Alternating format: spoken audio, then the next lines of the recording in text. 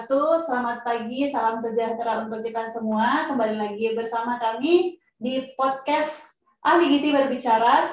Dan insya Allah hari ini kita akan membahas tentang diet sehat bersama narasumber kita yang sangat cantik sekali hari ini.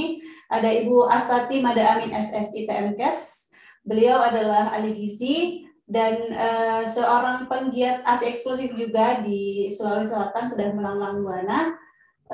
Beliau juga kebetulan adalah ibu saya di rumah. Gimana nih Bu? Saya panggil ibu atau panggil mama? Panggil mama dong. Mama dong, oke. Okay. Gimana Ma, kita hari ini bahas apa tentang diet sehat ya? Ya, hari ini kita bahas tentang diet sehat. Oke. Okay. Jadi seperti yang sahabat-sahabat gizi juga selama ini mungkin mempertanyakan, tiap ketemu dengan ahli gizi di luar, pasti yang ditanyakan paling pertama adalah gimana sih cara diet sehat itu? Saya mau diet, saya mau kurus, gimana caranya? Nah, langsung kita tanya saja ke ahli gizinya. Gimana Mah? Diet sehat itu kayak gimana sih sebenarnya? Kalau kita berbicara diet sehat, sebenarnya banyak orang yang mencobanya secara instan ya. Tetapi sebenarnya kalau kita berbicara diet sehat, itu yang harus sangat penting kita lakukan adalah bagaimana kita menghitung kebutuhan kalori kita dalam sehari. Itu yang penting. Dan itu bisa kita peroleh dengan cara apa saja. Dengan cara yang sehat, dengan cara yang janganlah seperti instan seperti itu. Iya, karena sekarang orang banyak yang mau yang sehat, mau diet, mau kurus, tapi dengan cara instan. Dengan cara yang instan. Yang kayak, saya sudah kayak gini kok, baru sehari diet udah kayak, kok nggak turun-turun ya beratnya ya. Mereka udah kayak ini kenapa nggak turun-turun, apa yang masalah? Padahal memang semua butuh proses ya Bu ya. Ya. Sebenarnya kalau kita berbicara diet sehat itu kembali kita mengarah kepada yang namanya pengaturan kalori.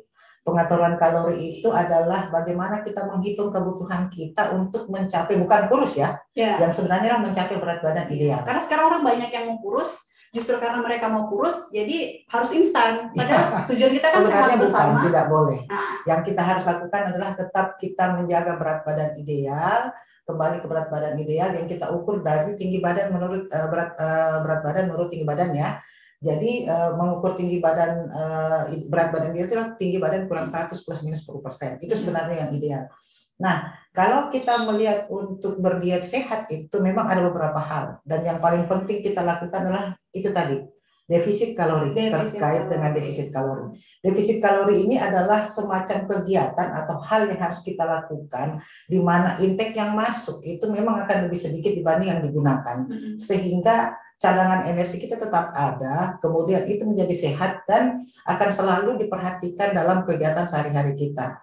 Nah, kalau kita berbicara tentang jumlah kalori, sebenarnya kalau saya pernah membaca di salah satu lamannya, laman Livestrong namanya, bahwa untuk wanita itu kalori yang dibutuhkan dalam sehari adalah 1.200 sampai 1.500, sementara untuk laki-laki itu 1.500 sampai 1.800. Tetapi tentu tetap akan terkoreksi dengan aktivitasnya. Ya, terkoreksi dengan aktivitasnya. Aktivitas di sini adalah aktivitas kita sehari-hari.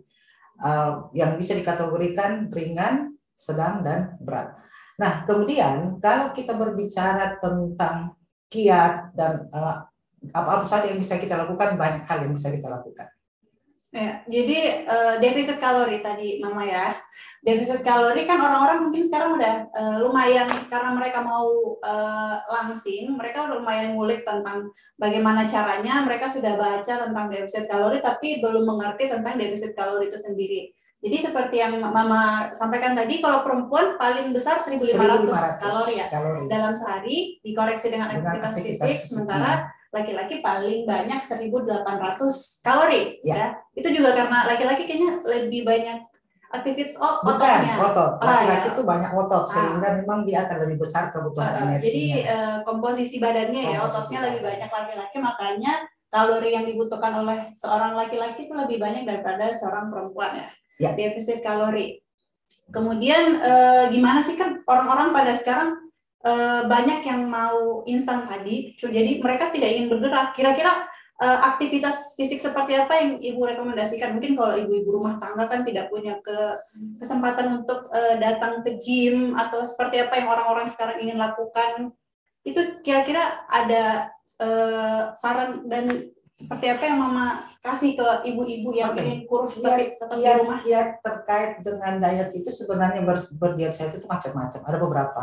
Kita kategori dulu mulai dari pertama ya. Kita mulai dengan rutin berolahraga. Rutin berolahraga itu sebenarnya kita kesampingkan dulu urusan rumah tangga untuk emak-emak ya. Tetapi yang harus kita perhatikanlah selain berkegiatan aktivitas, itu tadi aktivitas ditambah dengan olahraga rutin itu kita harapkan minimal kita lakukan 5 kali dalam 1 minggu, itu untuk yang normal. Tapi kalau memang baru memulai untuk olahraga itu bisa dimulai dari 2 kali seminggu, kemudian 3 kali seminggu, paling banter adalah 5 kali seminggu. Karena kalau sampai 7 hari dalam 1 minggu itu terus terang butuh tubuh juga butuh yang namanya beristirahat. Nah, olahraga rutin yang dimaksud di sini adalah melakukan aktivitas fisik macam-macam bisa sebenarnya, bergantung dari apa yang diinginkan oleh ibu atau anak-anakku sekalian atau adik-adikku sekalian yang ingin melakukan diet sehat untuk mencapai berat badan ideal. Itu bisa saja ada gerakan zumba, aerobik, kemudian yang suka bulu tangkis juga boleh bulu tangkis, yang suka laki-laki bisa berolahraga, bisa basket dan sebagainya. Itu bisa minimal kita lakukan 30 menit dalam 1 kali pelaksanaan olahraga rutin. Selain olahraga rutin juga diet yang harus kita harapkan adalah pertama, selain makan makanan itu kita hindari makanan siap saji sebenarnya. Nah, kalau makanan siap saji itu kita harapkan dia tidak terlalu sering kita konsumsi. Boleh sekali-sekali, tetapi kurangi atau hindari makanan siap saji.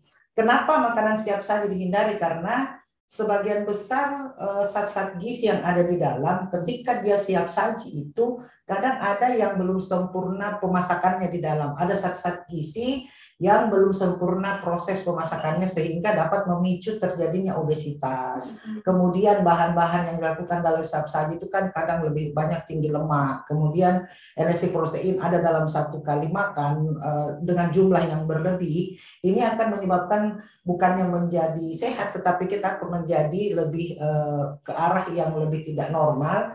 Bisa saja akan terjadi obesitas seperti itu. Apalagi di era sekarang kan orang pesan makanan sudah gampang sekali ya. Main telepon aja, halo Gojek.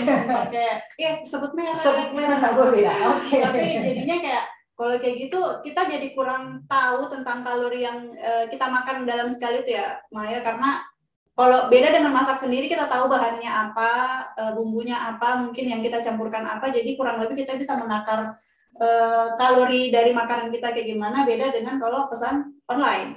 Iya, kalau sebenarnya begini, sekali-sekali dalam seminggu misalnya mau pesan online juga tidak apa-apa, asal jangan pagi, siang, sore, malam konsumsinya dengan makanan siap saji, karena resikonya tadi itu banyak atau beberapa zat gizi yang dibutuhkan itu kadang berlebih, overcook dia nanti pada saat itu, atau bahkan ada yang belum terolah dengan maksimal sehingga tubuh akan mengalami beberapa hal yang terjadi akibat makanan siap saji tersebut. Di samping itu kadang kan kalau kita di rumah pengen ngemil pengen ngemil di rumah, selain sudah melakukan makanan pesan online, ingin ngemil lagi. Nah, kalau kita ingin berdiet sehat, ngemilnya boleh, tidak dilarang ngemil, karena orang Indonesia sebenarnya aturan makannya itu pagi makan, di antara waktu pagi dan siang itu ada snack, kemudian makan siang, di antara makan siang dan makan malam juga itu ada satu makanan selingan ya, kemudian makan malam. Nah, yang normal kalau sudah misalnya kita di pagi sudah melakukan makanan yang padat kalori kita untuk penambahan daripada makanan cemilan kita atau cemil-cemilan itu bisa kita ganti dengan cemilan berupa buah. Buah, atau kita membuat smoothies dari campuran beberapa buah yang bisa menjadi lebih segar jadinya. Jadi enak juga buah rasanya. Itu kita jadikan cemilan ya, seperti itu. Karena kalau anak zaman sekarang kayak cemilannya, karena orang Indonesia biasanya tidak makan namanya kalau bukan nasi, sekalinya nyemil itu nyemilnya mie bakso. Kalau itu sama, kalorinya sama. 1 kali makan berat dong ya. Iya, sama dengan 1 kali makan berat. Cemilannya juga zaman sekarang banyak yang tinggi gula loh, yang boba-boba itu loh, yang kayak kalori sudah itu yang perlu dihindari. Jadi yang kiat ketiga adalah tadi rutin berolahraga, kemudian cemilan kita itu kita ganti dengan cemilan berupa buah.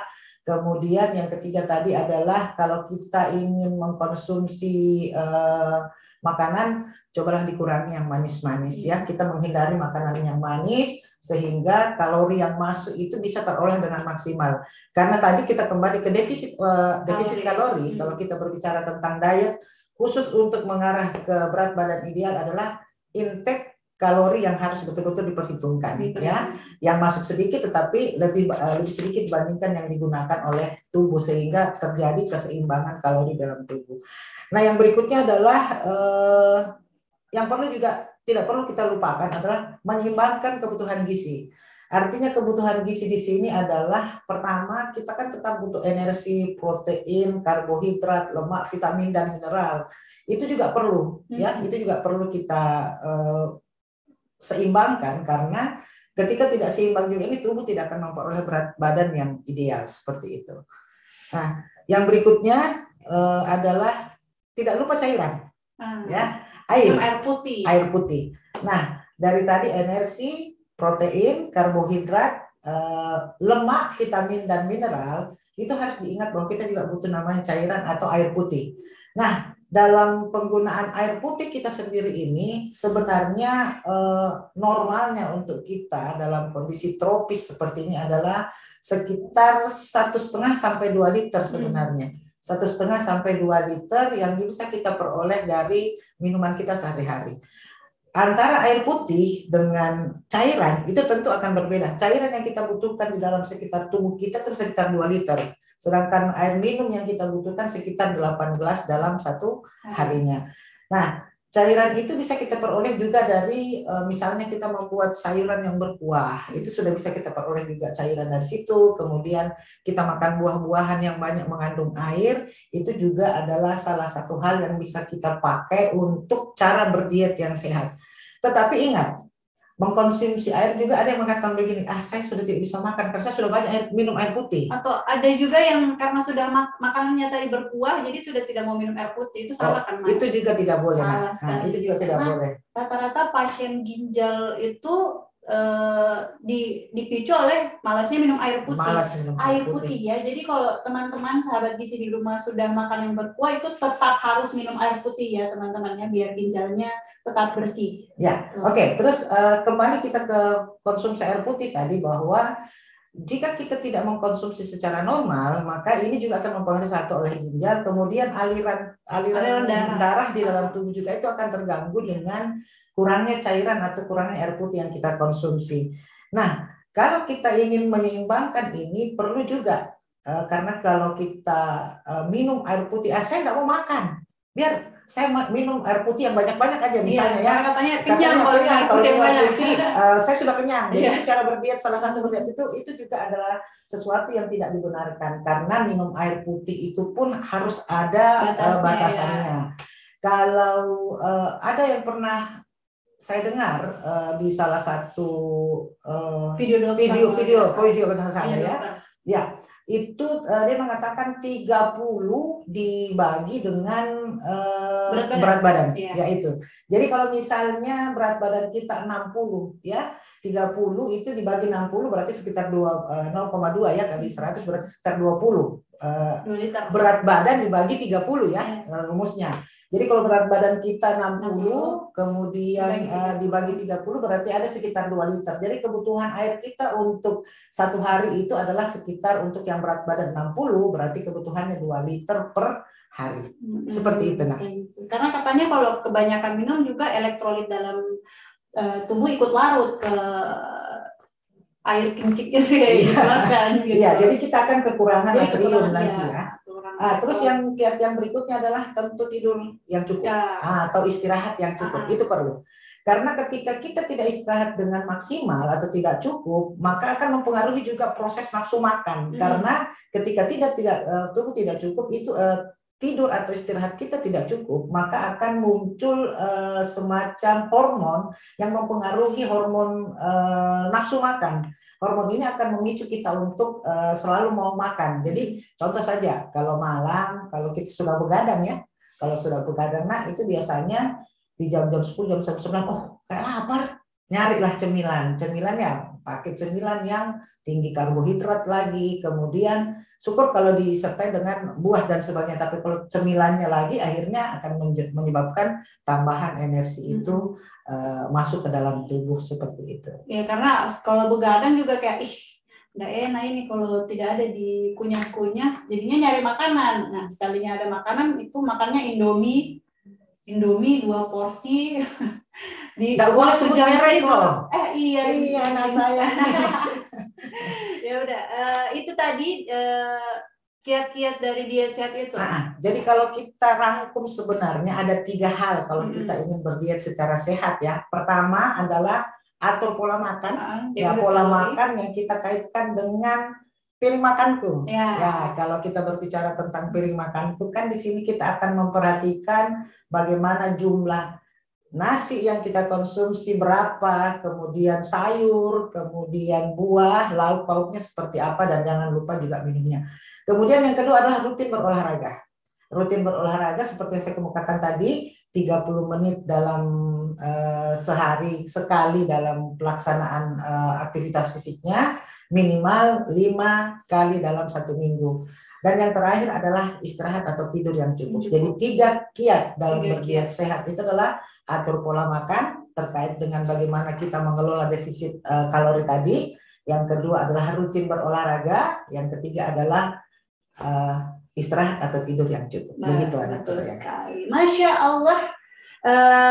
Menarik sekali pembahasan kita pada hari ini. Semoga bermanfaat dan menambah wawasan yang lebih untuk teman-teman sahabat gizi dimanapun Anda berada. Kami ucapkan terima kasih kepada narasumber cantik kita yang tidak kalah cantiknya dengan saya hari ini. Sekian podcast kita hari ini. Sampai jumpa di podcast selanjutnya. Jangan lupa like, comment, dan subscribe YouTube Persagi Sosial. Bye-bye. Assalamualaikum warahmatullahi wabarakatuh. Bye.